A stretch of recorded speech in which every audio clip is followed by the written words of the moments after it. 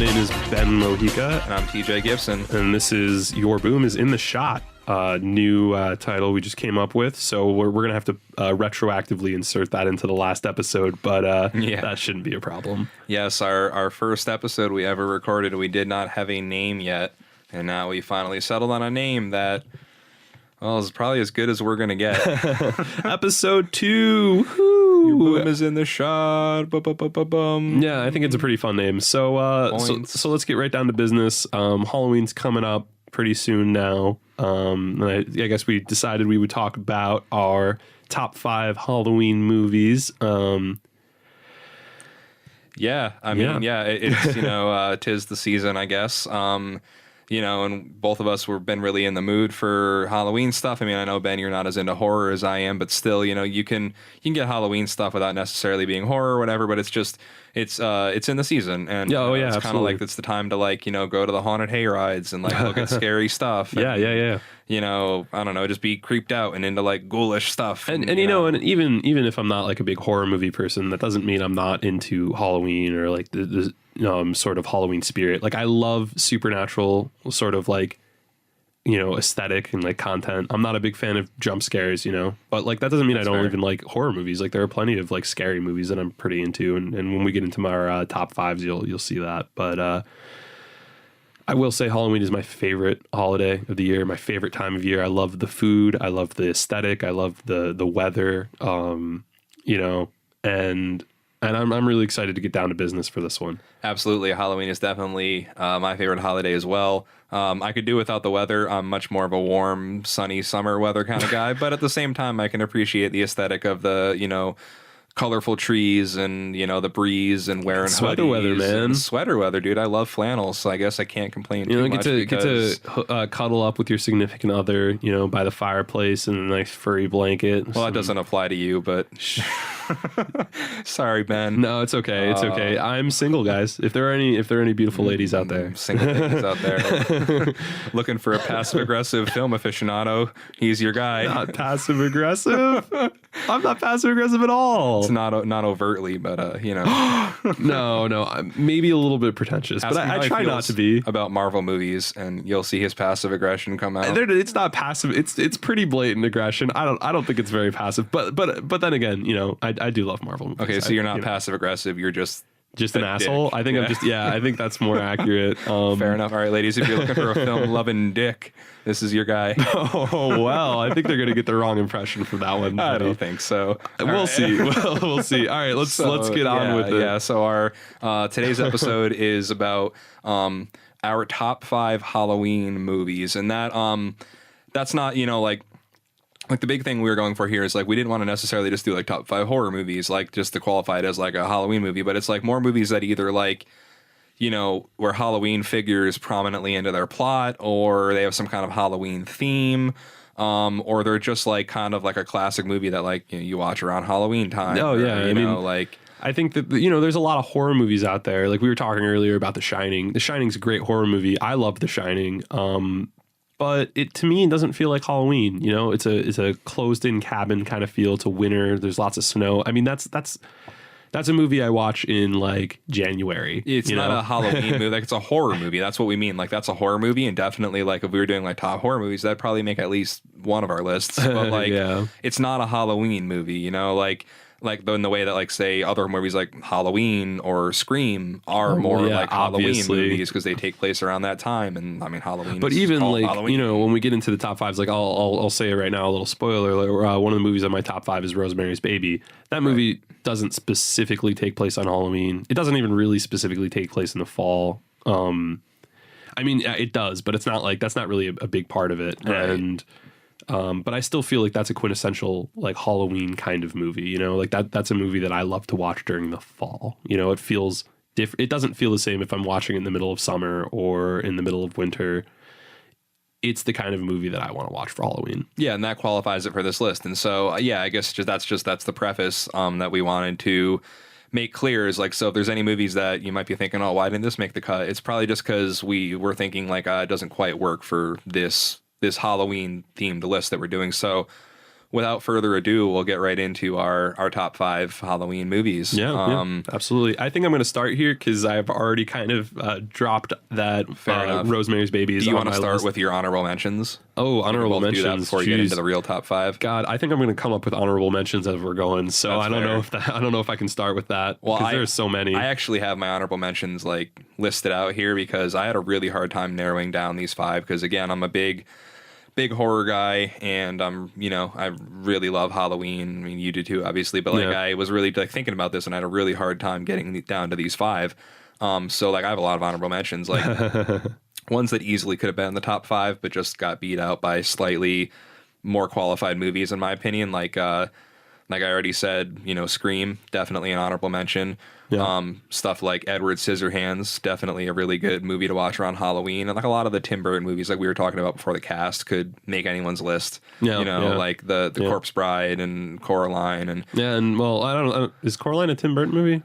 Isn't it? I don't know. Maybe it might not be. Maybe I'm just in my head thinking of it like because it's got like that like creepy claymation thing going. Right. Yeah, maybe it isn't, but either way, that could be a Halloween movie too. Or we were saying like Sleepy Hollow would be another really good one, but that's I guess you could say that's an honorable mention for me. Henry Selick, that's the director. Okay. Maybe did he like produce it or something? Nope, not even on a producer list. Wow. Yeah, I didn't think he was. But it is, I could see how you would come to that conclusion because it is that claymation stop motion. Yeah, it looks like his style, doesn't it? Like in a lot of ways, yeah. It's got that creepy sort of like, I don't know. All right, well, my bad. Good job calling that out, Ben. Well, that's what I'm here for. Yeah, that's fair. Put you in your place. Yes, I need somebody to do that from time to time. Because yeah, we all do. I need that because I didn't put this movie on my top 5. And it's Donnie Darko is another honorable mention. It takes place around Halloween. It's a fantastic movie. It just didn't quite make the list because I don't know. I guess I personally don't really just associate too much of Halloween with it. It takes place on Halloween. It's a Halloween party. Is the whole. I know. It could have made the list. It's just it was. I think of all of the movies about teen angst that are out there. Donnie Darko is probably one of my favorites. Yeah, it probably is my favorite, honestly, in that category, and that's why I love it. I love it for like the teen angst side of it, and like just kind of like the weirdness, an edgy mental health issue kind of kid going on. I don't know. I think it's a fun movie. Young, fresh Jake Gyllenhaal, like it was like before he made a lot of his like later masterpieces, like just showing what he was capable of.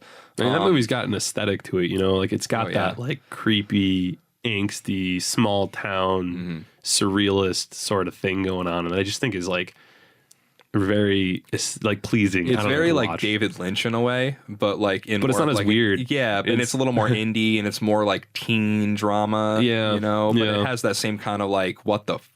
Yeah, what the F? Yeah, we're trying to keep this PG for the FCC regulations. That's right. Out there. We'll see how long that lasts. Speaking of aesthetic, another great one that made my honorable mentions is Rocky Horror Picture Show, which could go in somebody's top 5. It almost went into mine.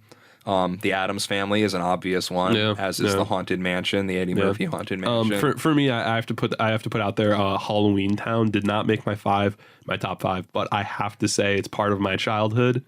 Not quite nostalgic enough to get on my top 5, but I have to say, when I think of Halloween, I think of Halloween Town, and when I have kids one day. Hoping I have kids one day. I'm going to sit down and we're probably going to watch Halloween Town along with a lot of other great movies. Well, like speaking of my childhood, like for me, that was Goosebumps. Like, both the books and the old 90s TV show. Man, especially that 90s like the Haunted TV show was so that, good. Like, and like Night of the Living Dummy and, Stay Out of the Basement, all that stuff. But like, especially, you good, man? Oh, excuse me. Yeah, I'm recovering from a cold. But yeah, no, I'm totally with you. Like I remember rewatching the Goosebumps. I think it was like a year ago, maybe 2 years ago that it was on Netflix. They put the whole show on Netflix, and I remember rewatching the whole thing. Yeah. So I only have a couple more haunted mentions, honorable mentions rather. Yeah, I'm looking at that's a good name for it though. Haunted Mentions. Haunted Mansion. But yeah, Casper, another great one. 90s Casper with Christina Ricci, if I'm saying her name right. And so the final one is like Suspiria, so like another classic horror movie. Yeah, we were talking about that earlier. Yeah, I love that movie, and it's it deals with like cat people and all that. It's kind of Halloween-y in that way. Yeah, you know what I mean? Yeah, cat people, the classic Halloween trope. Exactly. You know what I mean? But it didn't make the list. It's just an honorable mention. Yeah, so that's all my honorable mentions. I know it was kind of a long list, but again, I'm really into this stuff, and so I narrowed it down to 5. It was very hard. I did it, but I had some other things. Yeah, I had difficulties too. And I will say for all you people out there, it's not like I don't have a whole bunch of honorable mentions, but I think I'm going to talk about them as the show goes on, just because I'm a little bit more scatterbrained than my good buddy TJ here. That's fair. Organized. Yeah, not me. I kind of like threw this list together randomly with the first things that came to my head that I really liked. So would you like to start? So I already kind of mentioned Rosemary's Babies on my list. I think that I probably talked about it briefly in the last podcast. I'm probably going to talk about it a lot because I think it's, of all of the films, I've spent more time watching that movie than any other. It's not my favorite by any means, but circumstantially I've just ended up seeing that movie a million times, and I always find new things to appreciate about it. And like, going back to, like I mentioned, and you mentioned that I'm not a big horror person, but that is like a horror movie. It is a scary movie, and it's a little bit more psychological, a little bit more of that like Alfred Hitchcock style of like intense suspense kind of stuff. But in the end, it's a movie about a demon baby, yeah. Even if you don't see it to the last scene, like that's, it's about a witch cult and a lot of dark stuff going on. It's about as Halloween as it gets. Definitely. And I think that there are some really great things about the movie. It's scary, it's aesthetic, but there's also a lot of deeper meaning stuff going on behind there. There's a lot of like metaphor for feminism and a lot of like female empowerment. Like that movie came out in 1968, right? Oh yeah. And that movie and the book also has a lot of sort of subtle commentary about what it's like to be a strong, independent woman, and it's kind of like in the same way that the Crucible is like commentary on the communist witch hunt. Right. Like I think that Rosemary's Baby is really commentary on what it's like to be an independent woman in the late 60s. Rosemary herself begins the story as a very independent, outgoing, smart, intelligent woman. And over the course of the movie, she just gets beaten down. And I think that's a big part of it. And a lot of it is sort of these old traditions and these sort of like masochistic, like, and masculine kind of like authorities kind of like bearing down on her and taking away not only her freedom but her sense of self, and and they gaslight her. Like that whole movie is about Rosemary getting gaslit, and raped by the devil. But right, because it's like she knows something's up, and everyone's like, no, nothing's wrong. Yeah, you're just being a crazy woman. Yeah, and then her misogynistic husband, who at the beginning is like a nice guy, turns out he's using her just like the rest of them. He's part of the big witch cult the whole time. And it's a good movie. Not to spoil anything for you guys, but I mean, let's be honest. The movie's been out for like what 50 years now? This year. Yeah, you guys should. You missed your bus to not get spoiled by a 50-year-old movie. Yeah, the movie's almost as old as my mom. Like, but I will say it's a great movie. It makes my top 5 Halloween movies because it's a thrill every time, and it's spooky, it's meaningful. It's got the commentary that I'm always a big fan of, like movies with a deeper meaning, and it's well shot. Love him or hate him, Roman Polanski does a good job in that film as a director, and there's a lot of stuff that that I really love about that movie. Well, hell yeah, man! I actually, that's one movie I still myself haven't seen. I know a lot about it just from being a film guy and from being into horror as a genre, and from talking to you because you're a huge fan of it. But that's the movie I definitely still want to see, and I'm sold on it. So when I get the chance to, I will, and I recommend you guys do as well. And there's more stuff to be said about it, but I'm sure. I try not to ramble for hours and hours and try to keep it a little bit brief. Well, so there's a movie that says some stuff, but I don't have many of those on this list. It's kind of just whatever. It's Halloween. Who needs big political messages on Halloween, right? Big, good, dumb fun, right? Like, so like the first one I can think of on my list is Mel Brooks's Young Frankenstein. You know, and I easily could have put the OG, like, you know, Boris Karloff, like Frankenstein as well, but No, it's on mine. well, there We'll you go. get there. See, full representation. But, you know, I didn't really get into like the classic horror when I was a little kid, and didn't get it until I was a little bit older. I love like the classic Universal horror stuff, you know, kind of thing now. But what I did really love as a kid was Mel Brooks's films like Spaceballs and, you know, History of the World, Blazing Saddles, and Young Frankenstein. Yeah. And it's just it's a really funny movie, and it's a really like good and effective parody of that original Frankenstein movie. And it has like a lot of elements to it that are still iconic, you know, today in pop culture. Like I was telling you before the podcast, like when the character Igor is like, you know, walk this way, like Aerosmith literally were like inspired to write walk this way off of that quote, Right. you know, and like, and Gene Wilder at the height of his powers, you know, right around the time of Willy Wonka, like just hamming it up and just being amazing in that role. And there's a lot of just really great situational humor, and there's a lot of like subtle humor, but also really not so subtle humor. There's a lot of like great slapstick and just like ridiculousness. Yeah. And it's one of those movies that like is appropriate for all ages, because like, you know, there's jokes in there for like, if you're 40, you're going to be like, oh, that's hilarious. But like, it never gets like dirty to where like you don't want your kids to like listen. I mean, there's like really subtle stuff where you're like, if you're an adult, you're gonna be like, Fun for the whole family kind of deal. There. Yeah. But at the same time, yeah, there are like little mature like things that like a kid's not gonna pick up on. It's too subtle for that. But like, it will be like, I mean, this is kind of a funny tangent, but I remember rewatching the Rugrats in Paris a few years ago, and I remember the amount of adult humor that was in that movie. You know, I just random little places. I can't think of any of the jokes off the top of my head, but I just remember watching that and being like, wow. I really didn't pick up on that when I was a kid. And how would you? You don't have the context for it. I rewatched Toy Story with Christy not too long ago, and there was a joke in there where I forget what character it is, but they have like a bigger laser than another character or something. I think. And Mr. Potato Head was like, I think it's like Rex is like, what's wrong with him? And Mr. Potato Head's like laser envy. You know? Right. You're like, oh, I see. Yeah, but as an adult, you're like, Yeah, I see what's going on there. Yeah. But yeah, so Young Frankenstein, you know, it's a parody of the original Frankenstein with Gene Wilder, and I think it's a brilliant, funny movie that is a classic that was funny in its time and is still funny by today's standards. It's appropriate for the whole family, I would argue, but there's subtle adult stuff, so there's still stuff to like that's not just all super innocent. So yeah, that's the first movie on my list, Ben. Yeah, all right. Well, I'll get to movie 2 again. Kind of spoiled it for you guys. Frankenstein, the original Frankenstein, 1931, is on my list.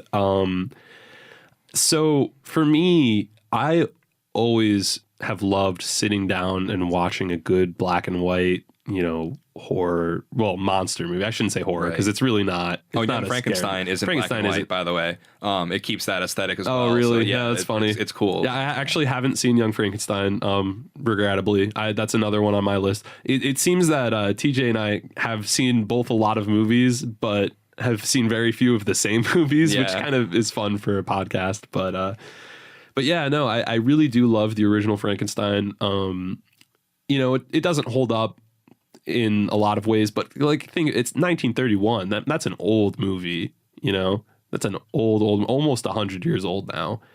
And you know, I think it's such a beautifully shot movie. You know, the meticulously hand painted backgrounds. That's you know, that's a thing we just don't do it the same way anymore. You know, and in that black and white, that inky black and white medium of that sort of German experimental kind of that impressionist film and there are so many just like iconic like scenes, like the burning windmill at the end of the movie, you know, and like the scenes of overlooking it's sort of like a valley from the cliff that they find like the dead bodies on and stuff. You know, it's such a beautiful movie, you know, and I think that there's something that always feels really Halloween-y to me about sitting on a nice cold day, you know, in the middle. And this is like during the day kind of deal. You know, you got the overcast, like fall skies and the leaves and the chill. And you put on some Frankenstein. And you sit on under a blanket, you eat some candy, some candy corn.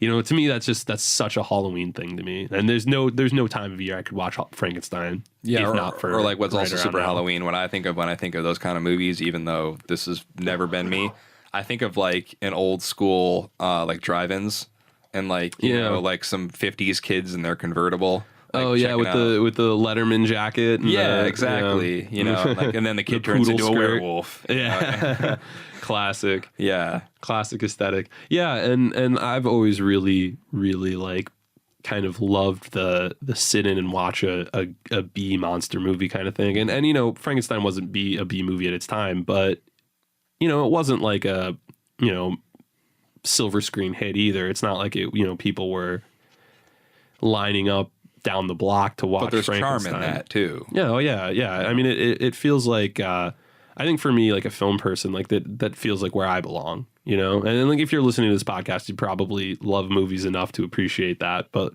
you know, there's something to be said about the culture around like classic movies and how, you know, I feel like that's kind of like my art that I can appreciate, you know, whereas like maybe my mom wouldn't want to sit down and watch Frankenstein with me, but like, you know, like you might, you know, and like a lot of my friends who are into film would, and that's just something that like, you know, it makes me happy. It makes me happy to have that for myself. And it's like the same way that a musician, you know, like especially like a classically trained musician could like listen to Beethoven. Yeah. Oh yeah. Know, absolutely. And Liszt and stuff, and be like, and appreciate it, and be like, oh, I see why this is like so masterful. Yeah. Well, and I will say, you know, not to get on a tangent, but I have really grown into appreciating classical music. I mean, it is so technically sound. Like, I mean, it's really interesting when you like listening to like Bach. And well, especially Bach, because like that's in like more of the Baroque era where they're like really pushing like the technicalities. And stuff. Yeah, really intense stuff. But anyway, that's a tangent that we don't need. This is not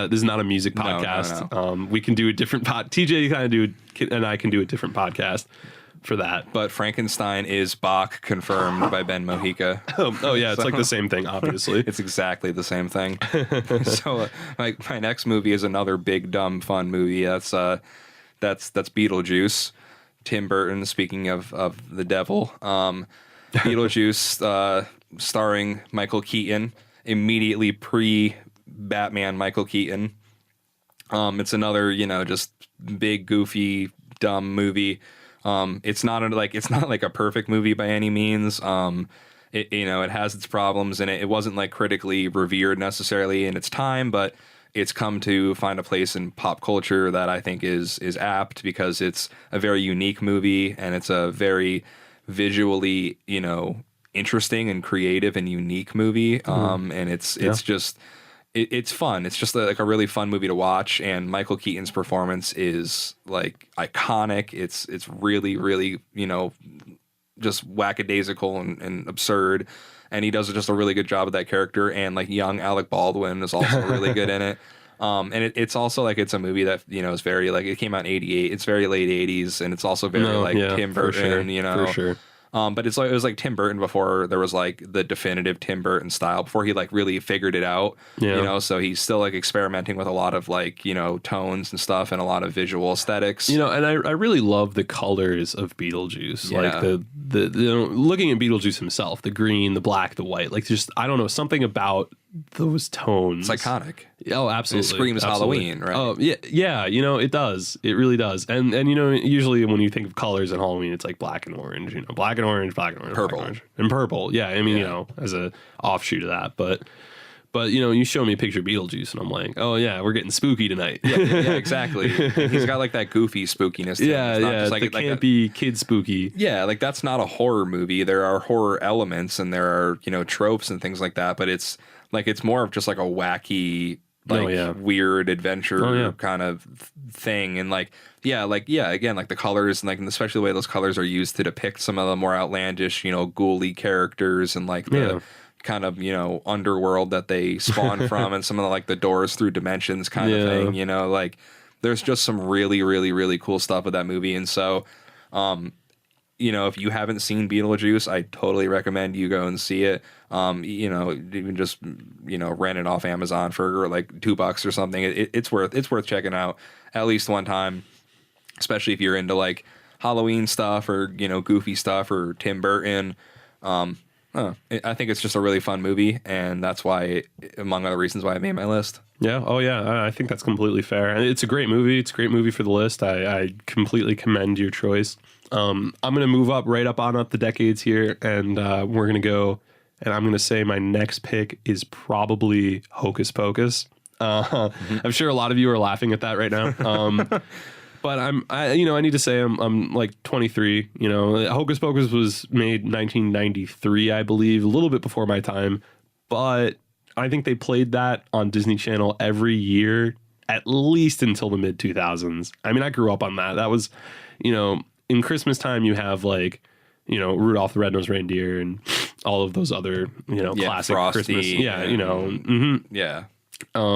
And I think Halloween, you have Hocus Pocus if you ever watch Disney Channel. And honestly, it's such a good movie. I mean, like, I know you haven't seen it, but I'm sure a lot of you out there have. And if you haven't, I highly recommend it. It's like a real feel-good family Halloween movie. And it's funny, it's cute, it's well shot, it's got an okay story. I'm not saying it's the best movie ever. It's not, you know, but like, and I usually try to stay away from nostalgia, but I think Halloween is my one exception. Right. Halloween is a nostalgia holiday, you know, really. It's about being a kid.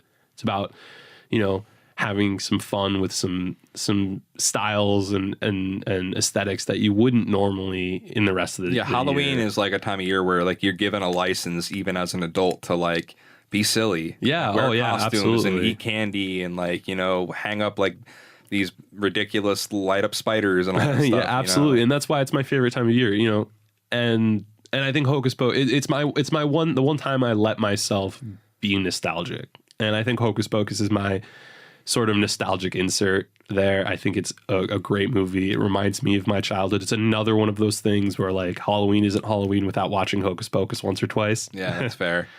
Yeah, I mean, I haven't seen it, but like I've seen shots from it, and I've seen what its aesthetic basically looks like, and I've seen the Blu-ray on the shelf 100 times.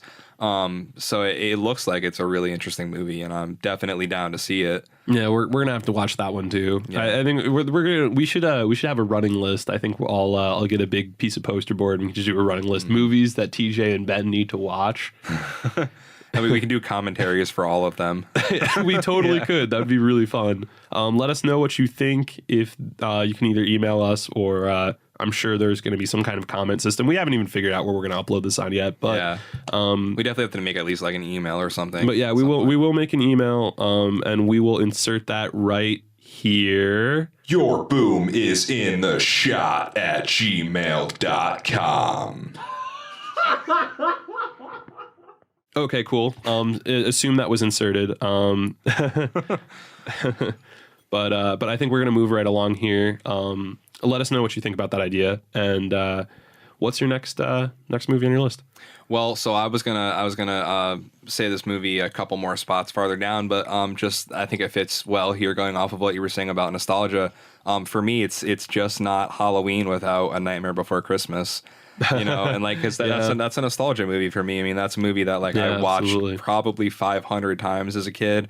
All those songs I have just completely memorized by heart. Like when we were setting up all the equipment earlier, we were singing, you know, This Is Halloween. Like once you get that in your head, you can't get it out of your head, you know, if you know that song. This is Halloween. Yeah. Halloween. Yeah. Halloween. You guys are welcome, because now you're not going to get it out of your head. Yeah. Thanks, Ben. And I'm not going to get it out of my head either. I just got it out of my head like just a couple minutes ago. Stop. Stop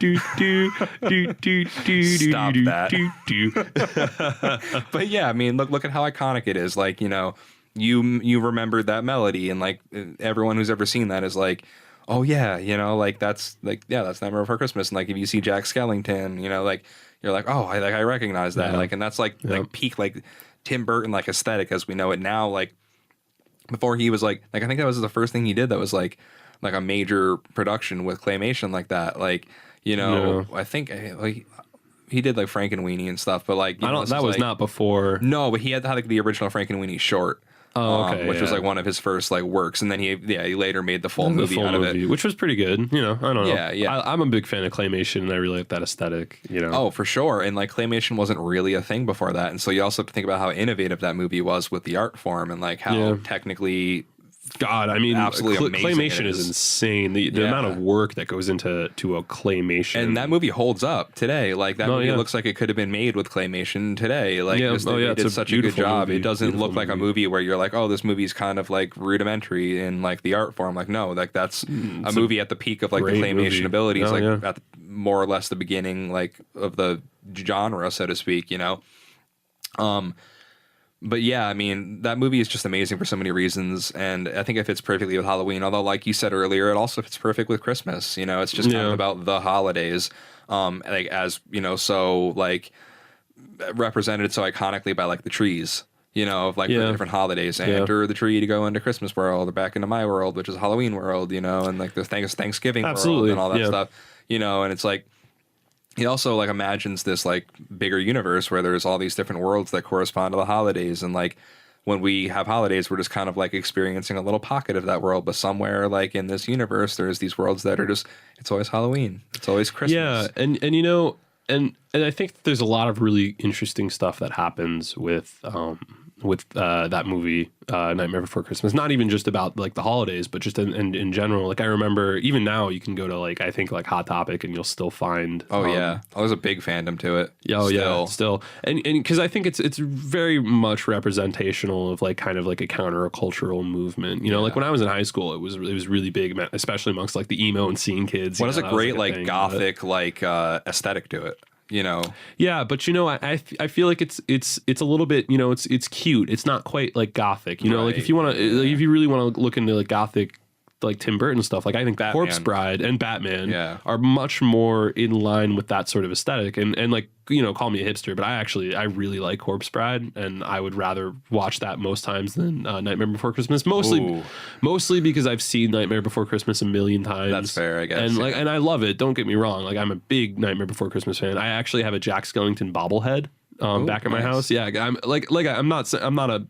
not a fan. Like not a fan. I'm a huge fan. But like there's something sort of sweet and romantic about Corpse Bride that I find so much more appealing. And call me like a sucker, you know, I am a big sucker for like a good romance, especially if it's not like a typical romance, you know. Right. I can't get into like crappy Hallmark movies, but no. I mean, who can? Like anybody listening to this podcast probably can't, but like unless it's a guilty pleasures are allowed, you guys can do whatever you want. But you love Nicholas Sparks though, right? I can see it in your face right now. I don't. Yeah, no, I don't. Twilight? No. Fucking hate it. Why did that make our lists? Oh, yeah. Why didn't Twilight make our list? Ugh. No. I mean, but like, you know, I'm not a big fan of like cheesy teen stuff, but like, you know, Corpse Bride is, it's cute, it's innocent, but it's also a little bit more mature, you know? I think anyway. I think aesthetically it's a little bit more mature.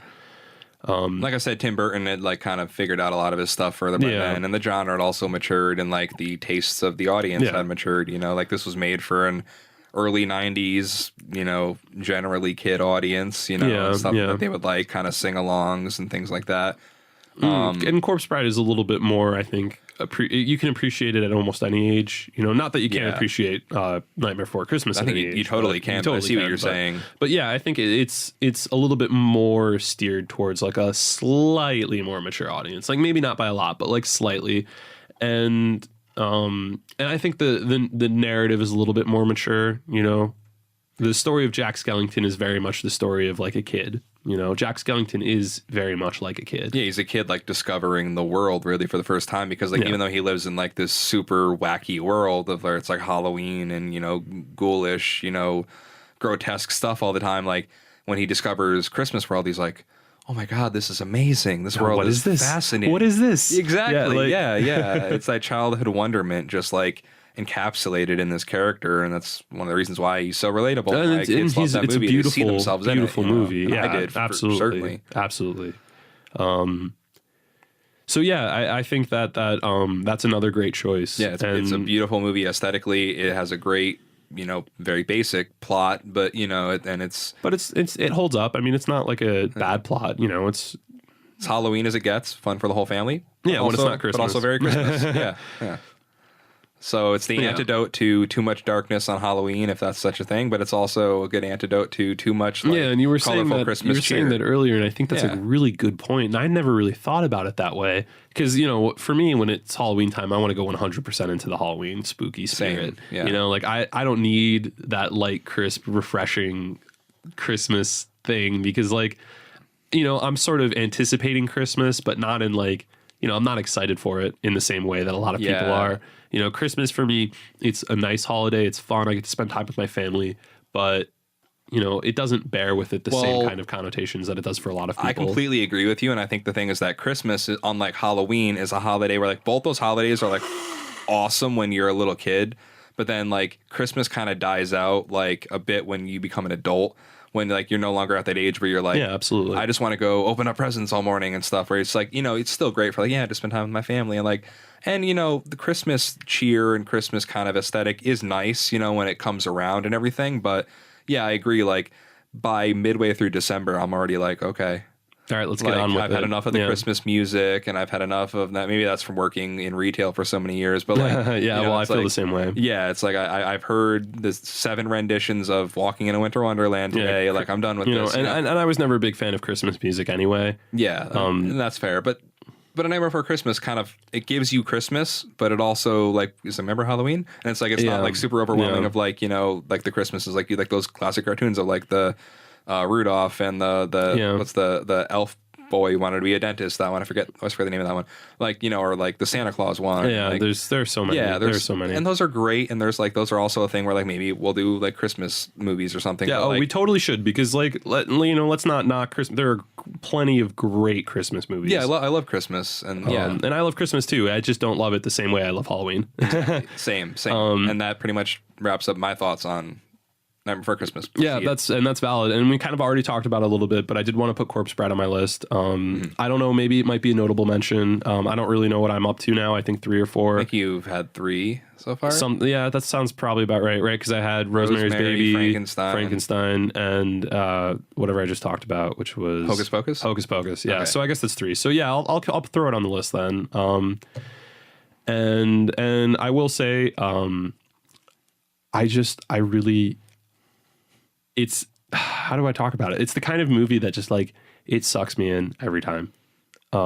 Yeah, it's so sweet, but it's so dramatic, but it's romantic. It's aesthetically pleasing. It's so cool, and I really like was a wannabe goth in high school. In a lot of ways, yeah, weren't we all? But I remember watching that movie and just being like, wow, it's so pretty. It's like so. I love like grayscale. Like honestly, like I'm not like a big color person. And that's the kind of movie that like it's very muted, and that kind of really lends to the aesthetic, right? And in being muted and in being like the color that it is, and the way that it's there's a lot of silhouettes, and there's a lot of sort of like black and white like gradients, like that German expressionism, like kind of thing kind of like the stuff that we were into that Frankenstein, and in a way. And I think, that lends itself really well to the kind of story that it told, which is, it's romantic, but it's also tragic, but it's also funny, and there was a little bit of color in that movie, especially in like the musical scenes. And I think in that way it was really appealing because it had a little bit of everything that I kind of liked. And that's like a feel good movie for me, and I can't really say more than that. Like it makes me happy to watch. I haven't seen that movie probably since it came out. Yeah, I've seen it a couple times. I remember loving it. I don't remember it super well, you know. But yeah, that is like Tim Burton at his finest. Like really knowing what he's doing with his form and really having his tone down, and his aesthetic and everything. Like, and I think that movie is like it took some of the same themes that Nightmare Before Christmas was touching on, with some of like the romance and like, but in like this kind of wacky world and setting, and it kind of pushed forward with those bolder themes, because there's it's a little bit more serious, in tonality, like the mise en scène is a little bit more weighty than in like Nightmare Before Christmas, where it's kind of colorful and funny. Yeah, and it goofy. feels like there's stakes, in a way that I think Nightmare Before Christmas doesn't. Obviously there's stakes that are evident in that movie, but like there in Corpse Bride, there's this real sense of like, oh my god, like like will something terrible happen? Oh well, yeah, and I mean, like there is like a life and death in Corpse Bride that isn't in Nightmare Before Christmas. That's Like Nightmare exactly Before what I Christmas, there are mean. no stakes. Honestly. But in Corpse Bride, the fact that the Corpse Bride is a corpse is for a really serious reason. I mean, she was murdered. That's like a Right. whole point, the big plot point in the movie, and that's like, that's a lot more heavy than like you kind of like, Jack Skellington, Pumpkin King is goofing around with Santa Claus, like, yeah, that's way darker. Yeah, for sure, and that's what makes it like a very different Tim Burton experience. Maybe not as kid friendly, but still like there's still enough there to be appreciated, I think. But you could also argue, like as you did earlier, that it's in ways more for all ages than A Nightmare Before Christmas is. But yeah, I mean, and I think that movie is Halloween as it gets as well. yeah, absolutely. Hold on, just dealing with some text messaging going on right now. I got a phone call from a friend of mine, so just want to let her know that I'm in the middle of a podcast and she shouldn't be bothering me right Exactly. That was the response I was looking for. now. But anyway, we'll move on. Do you have another movie for your list? Yeah, so the next movie on my list is another classic, another big dumb fun movie. That's Ghostbusters. Yeah, man, I mean, that's a classic. It had to make the list, man. Like Ghostbusters is like, I think it's a movie that's like pretty much perfect for what it's trying to do. Yeah. Like, It's this the goofy the right 80s. amount of campy, the right amount of It's 80s as you can possibly imagine, down from the soundtrack, the aesthetics of like the way the characters, exactly, but like the way that the character is dressed and like the aesthetics of the world and like their vision of like what would it look like if we had like equipment that would hunt ghosts, and it's like these big backpacks that look like leaf blowers with extensions and all that, and Bill Murray and Dan Aykroyd and Harold Ramis just hamming it up and just having a great time.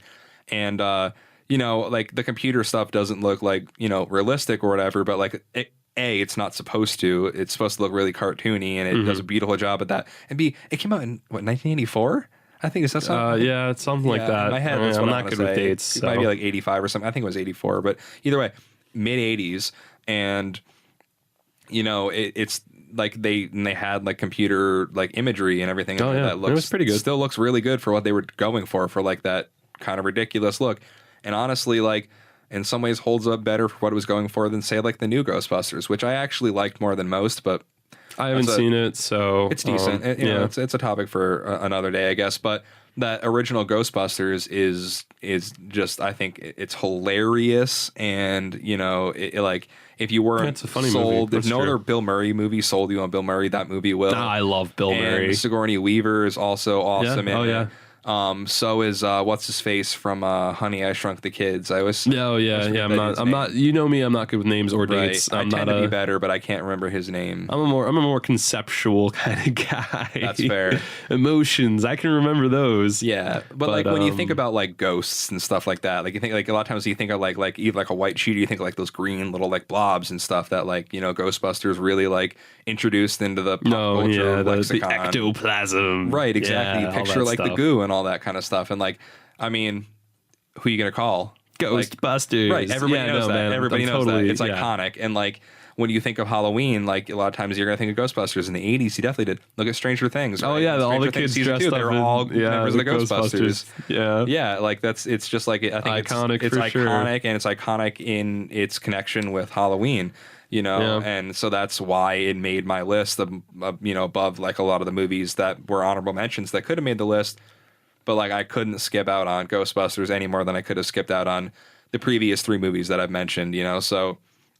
Ghostbusters, I think, is just a movie that fires on all cylinders, and it's a classic movie that even if it looks like a movie of its time and it sounds like a movie of its time, it holds up in its experience today still. Like its original intent still remains intact. It's just this goofy buddy comedy, you know, with some super outlandish, you know, wacky Halloween, you know, shenanigans.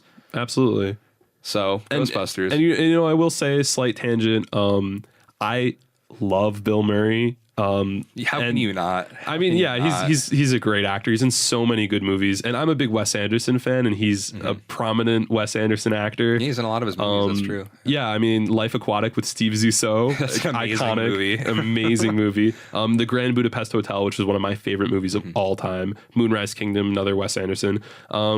He's in Isle of Dogs. He's in Fantastic Mr. Fox, which, you know, is, I think, a notable mention for me. Fantastic Mr. Fox may not be a Halloween movie. It may not really be about Halloween, but it takes place in the fall. It's got that fall feel, that harvest feel. It actually reminds me of a movie I should have put on my honorable mentions with Bill Murray in it, is Zombieland. Zombieland. Yeah, it's such a good movie. He only has like a cameo appearance, but that is such a good movie. He has like a great cameo appearance. Funny movie. Yeah, that's an awesome movie. That's Ruben Fleischer when he's not trying to make over the top Sony movies. Yeah. Looking at you, Venom. But Zombieland is awesome, and I'm so glad it's getting a sequel. And I'm actually kind of disappointed in myself that I forgot to put that on. I didn't know it was honorable getting a sequel. mentions. That's fucking awesome. It's going to get a sequel soon. I think Fleischer is going to direct it again, but they're going to get the whole crew back. As far as I know, you know, Emma Stone, even now that she's like pretty famous, more so than she was then. Jesse Eisenberg, love Emma Stone. Woody Harrelson. But yeah, that movie is like, that's one of those movies that like gets horror and comedy like perfectly balanced in a way that very few movies can. Double like, tap. Yeah, exactly. Or like this, like Evil Dead got it, like especially Evil Dead 2 got that balance perfect. And like Tucker and Dale versus Evil, I don't know if you've seen that. They got that balance perfect. Think I have? No, that's I an don't think so, extremely actually. hard thing to do. Like there's a very delicate balance between horror and comedy. Zombieland got it perfect, but that's not the topic. But Bill Murray. I will say, is awesome in everything he Bill touches. Murray, combination of horror and comedy. Osmosis Jones. Oh yeah! Oh my God! Osmosis Jones, not a horror movie, guys, but it's amazing. But it is horrifyingly amazing. I forgot about Osmosis Jones. Osmosis I love Jones. the movie and the show. Yeah, it's another nostalgia throwback there. Early 2000s. Big Bill Murray movie. Yes. Sorry, I just had to say it. I had to throw that in there.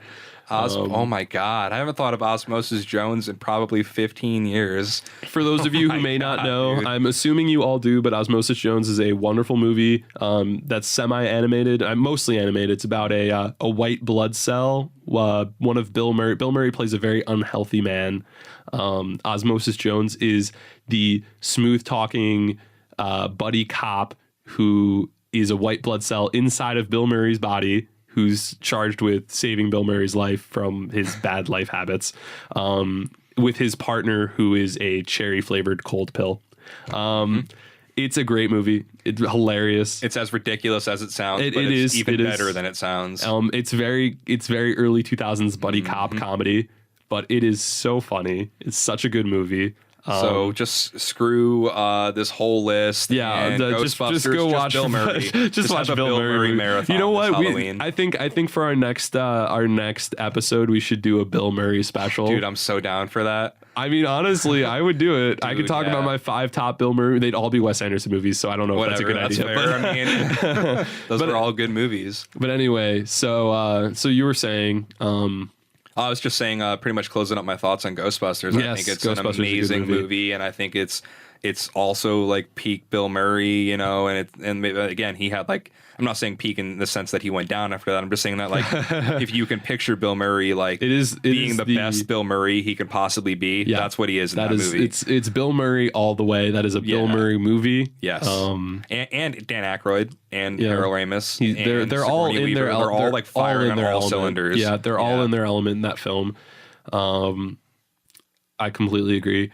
I do think that one of the reasons why I love Bill Murray and Wes Anderson movies is that you kind of get to see a little bit of a different side of Bill Murray, because he is a really wonderful actor, a well-rounded actor. He's got this really great deadpan humor in a lot of those films. Very dry. And I think that there's something that's appealing about that too, because we're so used to seeing him as like bombastic Bill Murray, you know, Caddyshack and but he can be so much more than that. Space Jam. Yeah, but he can be so much more than that.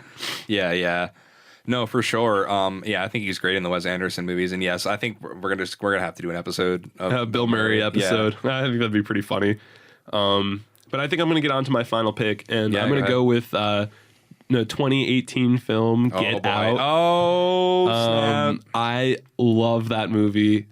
Absolutely phenomenal. I remember the first time I saw it, my jaw dropped. I was like, oh my God, this is hilarious. And this is the Key and Peele guy. That's another perfect balance of comedy and horror. Get Absolutely. Out. Absolutely. And social commentary. I kind of squeezed two of them in it this time, but that's another social commentary movie that, I really love, because I feel like we, especially in this field of cinema and television, you get a lot of reinforcing of like sort of conservative ideals and habits, and I might catch a lot of flack for that, but it's the truth. Like we see more often than not a sort of traditional like lifestyle portrayal in movies and television, and it kind of, we don't think about it because it's normal to us, but Get Out plays with what about the view of maybe some more minority opinions, like what is it like to be a black guy in a modern society who's dating like a white girl who has like a crazy white family, and like it's hyperbolic, it's extreme, but there's a lot of serious stuff that's addressed in that movie. And and the stuff that's like metaphorically represented really well, like the sunken place, where oh my God, Jordan Peele was like, oh yeah, the sunken place is like totally a metaphor for like when you're like a black person, you feel like no matter what you say or do, like no one is gonna like listen to you, or like absolutely. And I say this, your voice is meaningless. And I say this as a doughy white suburban kid, but like I can still like, even though I don't feel it doesn't resonate with me the same way that it does for somebody who directly relates to that, I can still appreciate like that effort, that like they didn't just make like this like little horror blockbuster, like he made a movie that has a soul and that really says something. Absolutely. And that's why that movie is like the perfect masterpiece that it is. Yeah. Oh yeah, absolutely. And even we strip away all of the social commentary, all of the meaning,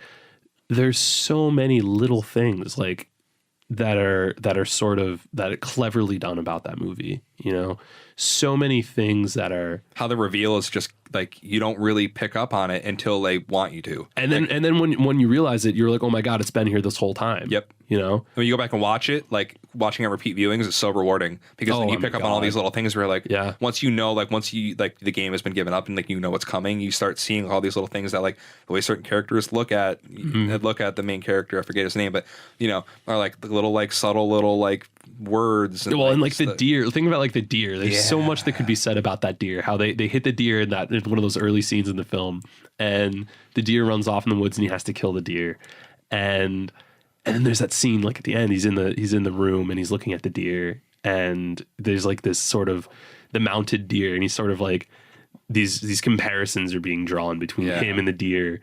And then he uses the deer and he kills the dad with it. It's so or like so even clever. More subtle stuff, like when he first sits down with the parents and they like bring up like his smoking or whatever, and the mother starts like whirling the spoon in the glass. So you don't even pick up on it the first time. You're like, oh, she's just stirring. But no, she's already starting the conditioning. Yeah, and I think that one of the things that I thought was really great about that film is that whole scene in that when they first are introduced to the family and they're meeting all of those people.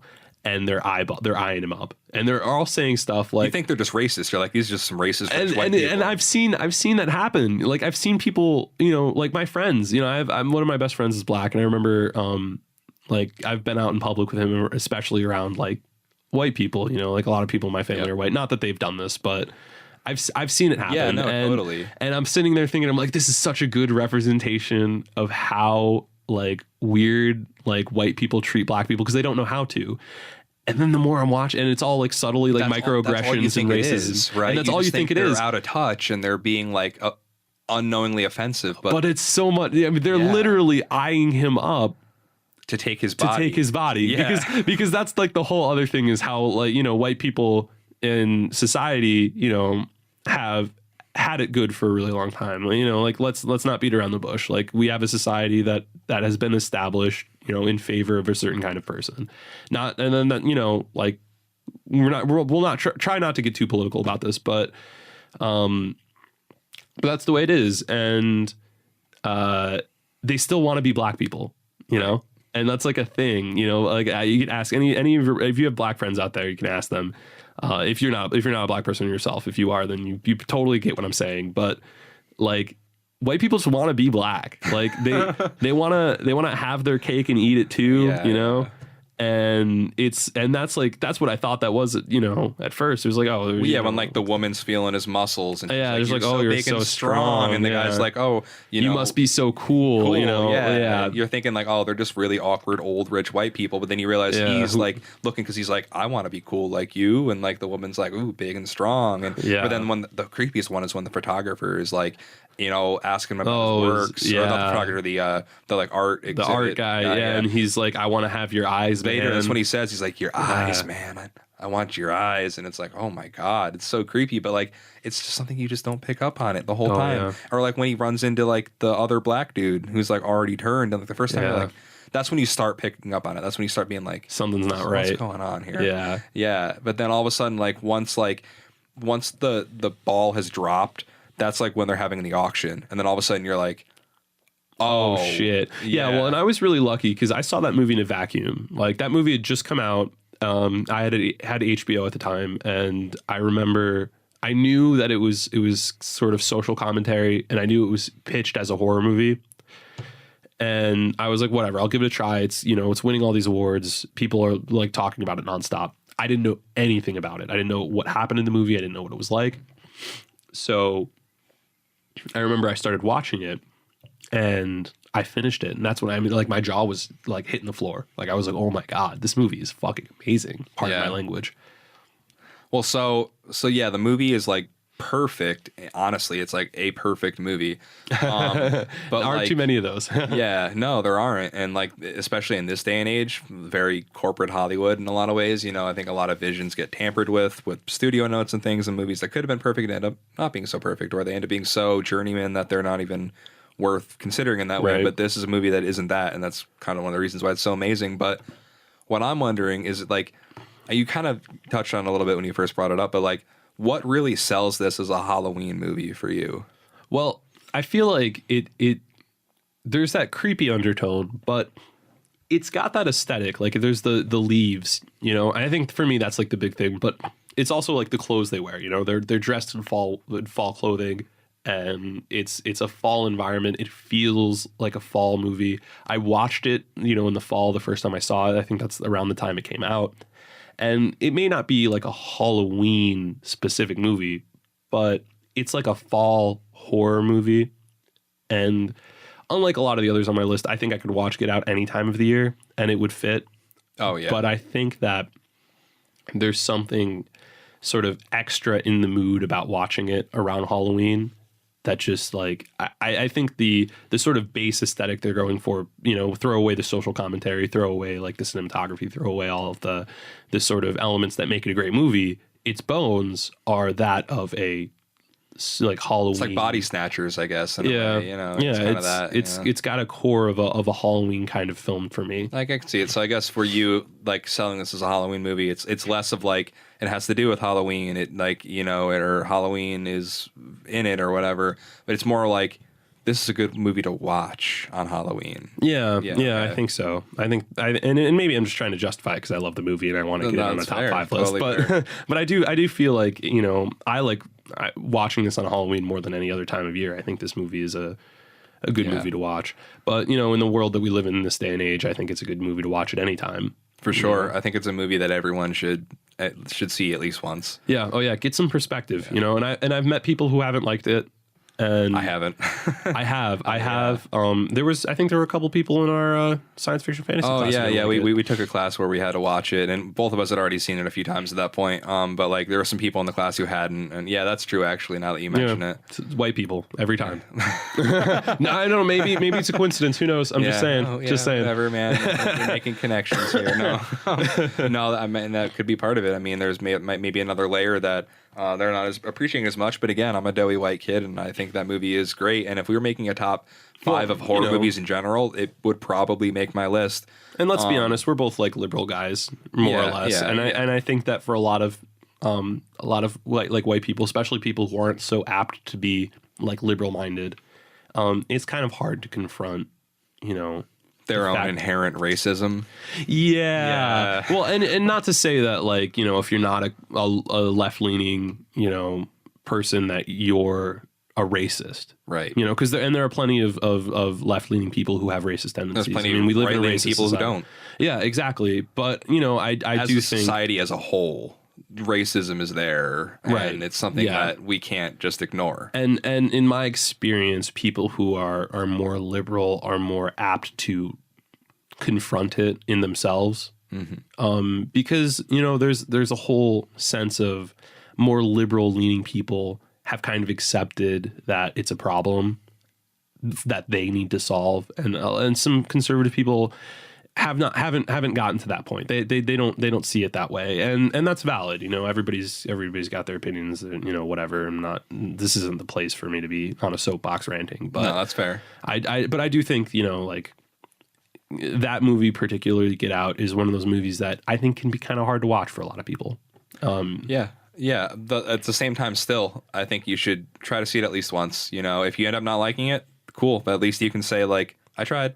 Like, instead of just being like, I hate that movie. You know, like, Yeah. at least if you give it a shot. And again, like, repeat viewings are richly rewarded. But, like, Yeah, even just for see sure. it once is worth it. Like, so if you haven't seen it, like, seriously, make it a mission for you to see it. Because it's a flawless, amazing movie.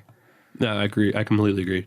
Another movie, my final movie on my list that maybe isn't as, like, you know, flawlessly created or whatever, but is still really, really well made and an absolute classic of American cinema is the original John Carpenter Halloween. Yeah, I knew you were going to get to it. Hey, dude, you couldn't. I don't think you could have this episode without that movie on at least one of our lists. I just think you can't talk about Halloween without Halloween. Yeah, like, I mean, you know, yes, like, I'm a big horror guy, and I was raised, like, mostly on slashers, and Halloween was a big one. It's probably the biggest quintessential slasher. Right, you know, up there with Jason and with Freddy and Chucky. Hellraiser. I mean, I don't know if Hellraiser You don't is think Hellraiser- necessarily a slasher. I don't know, But I would maybe. say, like, Texas Chainsaw definitely is. All or right, Black yeah, all right. Christmas. I guess I can see. You where you're know, coming a from bit there. again, I'm a horror guy, so, like, I'm not trying to be a snob, but, like, I have certain, you know, definitions. You have but, like, pretensions about. I do, but, like, Slasher it movies. is like it is the slasher movie. You know, even I more guess so I than was the thinking others more are. of the slasher villain, and Hellraiser doesn't slash, but he is. You're thinking of, like, the iconic horror villain, which, like, a lot of the slashers just happen to be guys like Right. Jason, Freddy, Jason, Chucky, yeah. and Leatherface and stuff. the Leprechaun. Sure, Terrible movies. Terrible movies. But yeah, Halloween. John Carpenter just did a fantastic job, and as a young filmmaker, I'm pretty sure it was his first movie. You know, and mainly a musician who just happened to, like, end up having this cool idea with his girlfriend at the time to make this movie, and they got it financed and they made it happen. And there's just a lot of interesting stuff with that movie where they were kind of winging it as they went, like, you know, like the mask, the iconic mask, like maybe the most iconic, like, look in horror. Like, you see that mask, everybody knows that mask is. That's Michael Myers, like, you know, or that music, right? And, like, a lot of stuff kind of happened accidentally, but, like, with that mask, it's literally a William Shatner mask. Like, they were like, they were just calling him the Shady. Yes, you didn't know that? No, yeah, it was a Captain Kirk mask. They the costume department was, like, kind of looking for, like, what would be a good mask for this character, because they wanted him to be kind of faceless and, like, nondescript, but Just like Shatner. That's what we got. They went to like a costume shop, and they saw a Captain Kirk mask, and the light bulb went off. They grabbed the mask, they cut the eye holes bigger, and they, like, sprayed it white, and, like, just took a rake through the hair and made it all messy. And all of a sudden, they had this mask that no longer really looked like Shatner, but is, like, this perfect nondescript face with, like, this never changing expression, you know, and that ended up being the iconic mask. But yeah, it was great. just like for like $3, they just picked up this, like, William Shatner Captain Kirk mask, and, like, and so, like, and, like, the music, it was just literally John Carpenter just fooling around, and you know, and another quick tangent, but I do think that it's amazing the kind of things that you can say about, you know, special effects and costume departments, and the history of film where, you know, some special effects guy just threw something together and it became, like, you know, super iconic for all of time, you know. Like, and maybe we should do a podcast episode about that, you know, like, for sure, joking about Bill Murray, but I think it would be definitely interesting to do a whole show about like special effects and costume design. Oh yeah, that'd be amazing. Yeah, I'm definitely down for that idea as well, you know. And, like, that's one of the great elements about Halloween. And there's also a lot of great things like like some of the suspense in that movie is just amazing, especially when the music just kicks in perfectly and there's like some like really like well composed shots, like Michael Myers arising out of the darkness, you know, or like, you know, Laurie being trapped in the closet and he's like attacking through it. It's super claustrophobic, and you know, there's a lot of great iconography of like his general shape. That's why he was called the Shape. You know, like in a new Halloween movie, apparently they go back to that. They don't. He's not Michael Myers. He's not like they don't make him related to Laurie Strode at all. He's just the Shape. He's just like this, you know, nondescript like killer who's just murdering babysitters. And like, and it takes place on Halloween, so it's like another great movie where it's like to watch this on Halloween. It's like, you know, and it's one of those called movies, Halloween for a reason. Yes, but like I'm just saying, like it makes you like if you watch it on Halloween or even near Halloween, it makes you like not feel safe. I mean, it does this all year round, but especially on Halloween, it makes you feel like not so safe in your own home because it was like he was breaking into these houses and murdering these innocent babysitters and stuff. And you know, that was one of the things that really affected me when I would watch the movie as a kid because yeah, my family was really into horror movies, and I watched horror movies from a young age, and that's why I love them so much. They hold a lot of nostalgia for me, and that's one of the great ones. Like I was telling you before you the had a screwed up podcast, childhood. I totally understand. Very much so. But there were some cool moments, like when AMC would do their Halloween marathons, and I would be there there for that. And I loved like all like the sequels pretty much too. Like not so much the third one where they got really weird and had nothing to do with Michael Myers, but the second one I loved where it's in the hospital, and then the fourth and fifth when they came back with Michael Myers and he was chasing after his niece are also like just amazing classic horror movies. But the first one is the one that really started it all, and the first one is I think just an incredible movie. And there's a lot of like great horror tropes that it either picked up on from other movies or established, like the final girl was a thing that was kind of already happening, but like they really put it into like, you know, an iconic state. You know, in a way that like a couple of years later, like, or actually the next year, like Sigourney Weaver and Alien would be like a great final girl. And it's like, you know, and a lot of movies since would really pick up on that. A lot of great horror movies and like, you know, just stuff like getting punished for sex, like something that would like be a big theme in horror in the 80s. You know what I mean? Like, man, people had a lot of issues. Well, yeah. I mean, we were post Nixon, but pre Reagan, so it was a weird era. It was a weird time for the U.S. Yes. Yeah, that's valid. But yeah, I mean, that was I mean, it's a great movie, and I think it's a great movie to watch all year round. But I think really during Halloween time, for really all year reasons, round, huh? I feel like it's a Halloween movie. I would watch it all year round, but yes, okay, you saying it's a Halloween movie through and through, I won't necessarily disagree with you at all, and that's why it's like the top of my list for Halloween movies. Yeah, you know, because it is like the quintessential Halloween movie. Like you could say like, oh, I love like Hocus Pocus and stuff, and that's awesome. And like I'm not trying to diss it because again I haven't seen it, but I'm saying like if you ran up to a random person on the street and you were like, name a Halloween movie, they might say Hocus Pocus. Yeah, they're gonna say Hocus Pocus. Oh sure. No, they're probably gonna say like Halloween, dude. Nah, I don't know. Well, all right, maybe because but that's because the title is the name. Like, come on. Whatever. But like, all right, so that doesn't disqualify it. But does it? Like, are they saying it because of the sort of like, you know, it doesn't matter why verbal they say association? It. Are they saying they're going to say it because they recognize it as a quintessential Halloween movie? And I mean, Halloween is a quintessential Halloween movie because Halloween is a Halloween movie. It's Halloween. Yes. Like, I don't know. That's like, my point. It doesn't really matter why. But no. The why is the title. Like, I think that like if it was titled something else, I don't think it would be. Everybody knows it, dude. If the movie was titled Halloween and it was just some like forgotten about B movie that just died in the VHS bin, you could walk up to a random person and they probably wouldn't say Halloween. But because it's this big iconic movie that everybody knows. I'm not saying it's a. No, I know. I'm just busting your chops. But like, and I've seen Halloween once, and I'm not a big fan. Like, honestly, you know, and it's not my kind of movie. But like, I'm not, you know, I wouldn't go back to see it twice. You know, and I know a lot of people who have that same kind of opinion.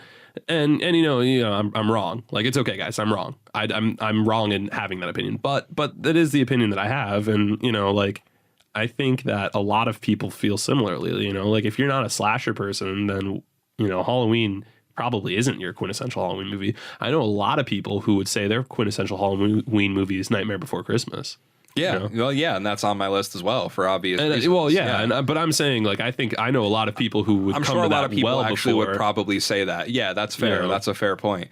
I probably would. Yeah, I mean, that would be one of my initial, that would probably be my second instinct after saying Halloween. Yeah. But I think a lot of people, actually, that's a good point. Okay, yeah. So if you run up to a random person on the street, I think they're going to probably say one of those two. Yeah, I think that's fair, okay. Or one of a handful. I think there are some other big contenders, like I think They might name off Hocus Pocus, especially if they're younger and they like grew up watching that. or if they're around like our age. I don't know, younger maybe not, but like our age, I mean, maybe like, a little I'm bit older. considering us as younger. I'm saying like probably like 30 and under. Yeah, I mean, there's a good chance that they might name off Hocus Pocus. I mean, especially like I think this year for some reason it's kind of gotten a resurgence. It's the 25th anniversary. Oh yeah, I guess that would make sense. I mean, like they've been putting like DVD re-releases, Blu-ray re-releases like everywhere. So yeah, I guess that would make sense. But I think that's a big one contender that you would have. I think there are a lot of people that would say Ghostbusters probably too. Yeah, Ghostbusters. Yeah. Or I have a feeling that you'd get at least a few people who would say The Exorcist. Okay. Yeah. I think that's a good movie. Yeah. I think that a lot of people like think about that as like a quintessential like spooky, scary horror movie type thing.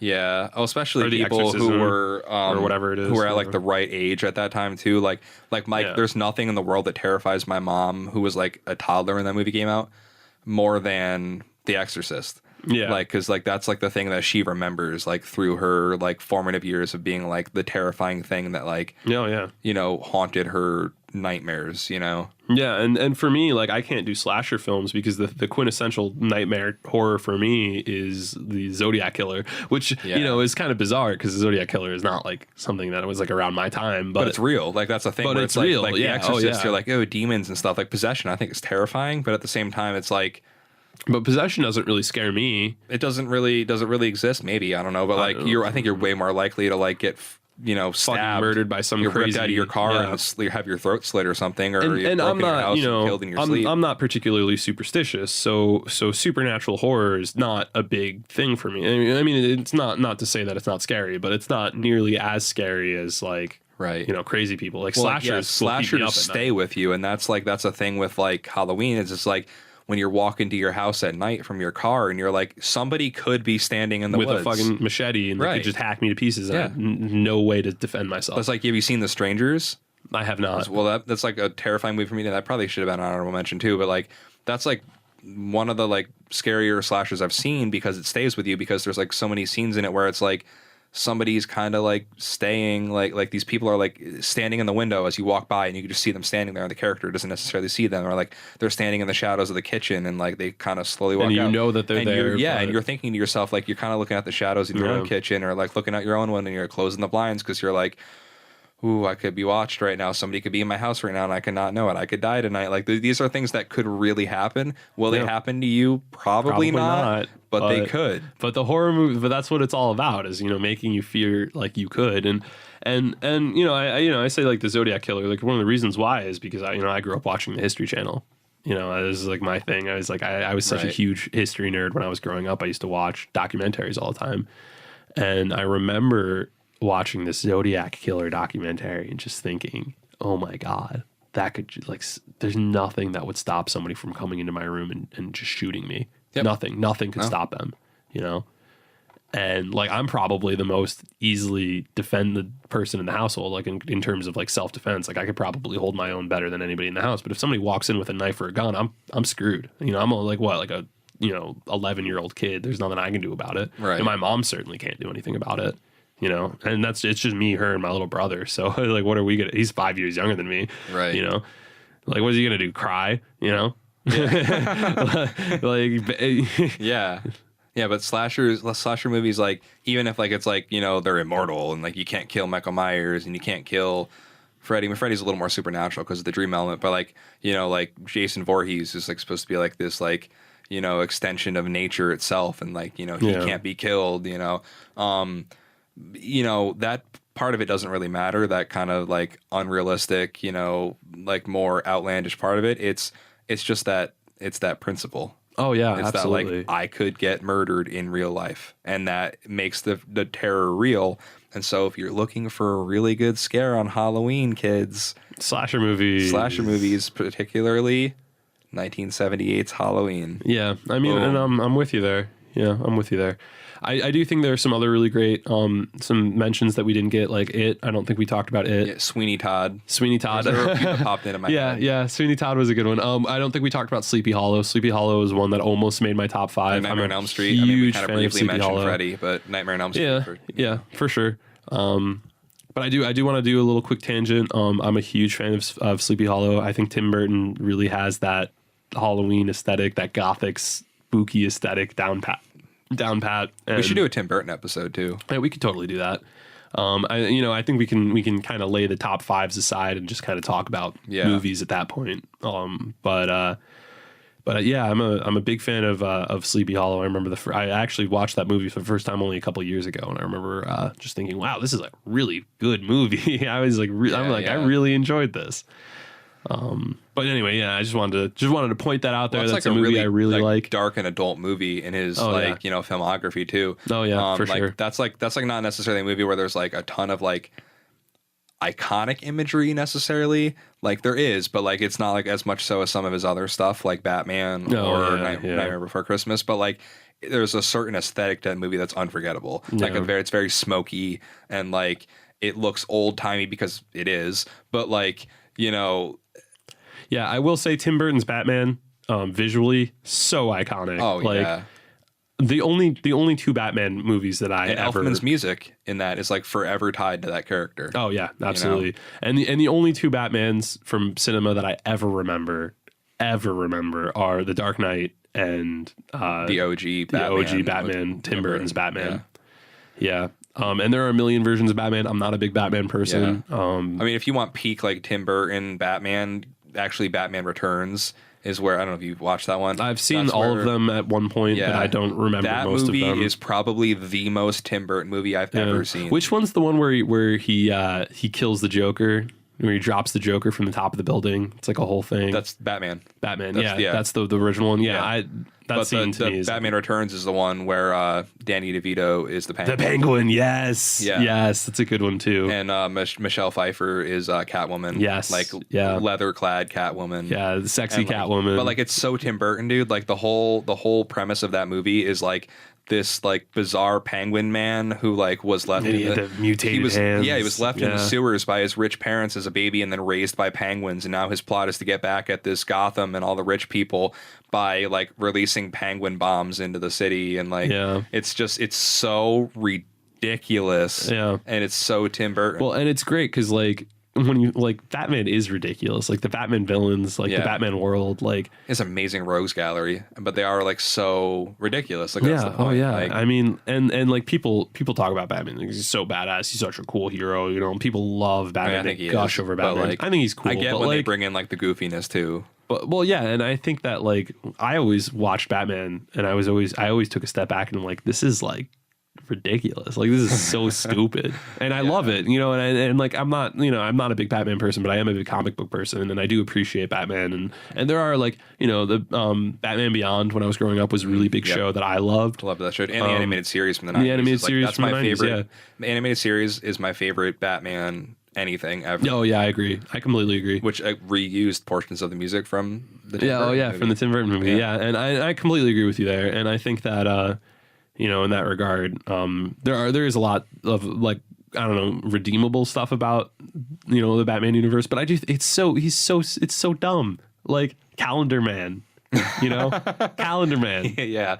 And Mr. Freeze or Dr. Freeze or whatever his name Freeze is awesome. Yeah, and the Riddler. They are awesome. Like Two-Face. Mr. Freeze is awesome. Like his plot is interesting and everything. But the plot that was created by the animated series, because even though he was already a character before that, really they gave him like a backstory because he was just this guy who liked to freeze stuff. And then gave him a story where he was like trying to save his dying wife who he cryogenically froze. He's looking for a cure, and like it makes him sympathetic, and and then you get interesting stuff like Harvey Dent becoming Two-Face, but like not only having like this split face, but this split personality, and like these weird and like the kind of the coin metaphors and all that. Like and it's goofy and it's cartoonish and it's ridiculous, but like it's so fun. Yeah, and it is fun. And that's why Batman, like, even though I do like when Batman's played like dark and gritty and realistic, like the parts I enjoyed about Batman versus Superman were everything that had to do with Ben Affleck and Bruce Wayne and Batman. Yeah. And Well, I love the I Nolan will say movies. I'm not a big Batman person, but I'm a bigger Batman person than I'm a Superman person. Yeah, me too. Yeah. Hate Superman. Yeah, I don't hate Superman, but I don't hate love Superman. him. Well, because you hate the like nationalistic, like square-jawed white guy. Well, yeah, but that I also hate. That's not all of it. I mean, honestly, that's a very small part of my dislike for Superman. Because really, let's be honest, most of the heroes are like that, and I do love comic books. You know, I might come off like a crazy anti-fascist punk, like anti-establishment, hates America liberal, but like I'm not really, and I do love like a lot of comic book heroes, and a lot of them who were traditionally racist. Like let's be honest, like we didn't really start getting not racist superheroes till like Spider-Man came along, but Superman is such a I don't think he deserves to be where he is. Like he's a comic book icon, but for like no reason. But at the same time, he was made from like the fantasies of like a couple of Jewish writers who were sick of being, like downplayed. Oh, well, yeah, absolutely. But I mean, like my point is that like Superman as a character, like as written, is not timely. Like he doesn't exist nowadays. Like he's not. Well, that's why DC can't figure out what the hell to do with him. Yeah, well, how to make him interesting in this modern climate. And they are kind of screwed because like he's been such a Warner Brothers has marketed him, and he's been marketed in such a huge way over the years that like he's a quintessential part of DC. I mean, he's the leader of the Justice League, but like.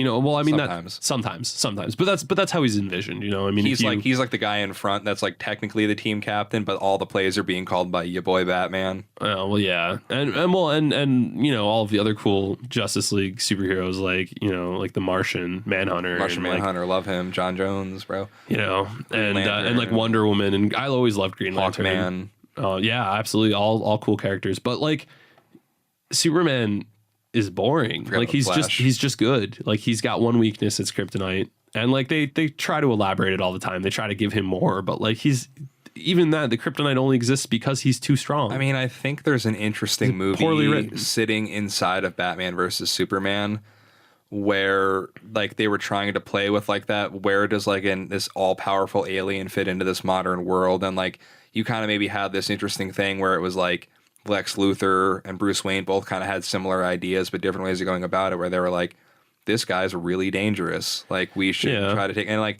I think it was just, there were a lot of other problems in that movie that like that thing never gets to shine, that concept. But I think if say like they had just done another, like they'd done a Man of Steel 2 before they brought Batman into the picture, if they weren't rushing to like be Marvel, like they could have made this really interesting movie where like Lex Luthor was like this kind of more sympathetic villain that was like, kind of had a point of like, oh yeah, this alien is dangerous, and there are ways you can try to write around Superman, but that's not like ignoring the fact that he's badly written. He has no character, he's no personality. The way he is, the way he's just a lawful good superhero who saves damsels in distress. And Batman isn't that. And that's why he's endlessly interesting. Batman is multidimensional. Batman is a crazy person. Yeah. And one of my distastes for Batman doesn't come from Batman as written. It comes from the fact that, Batman fans talk about Batman like he's perfect.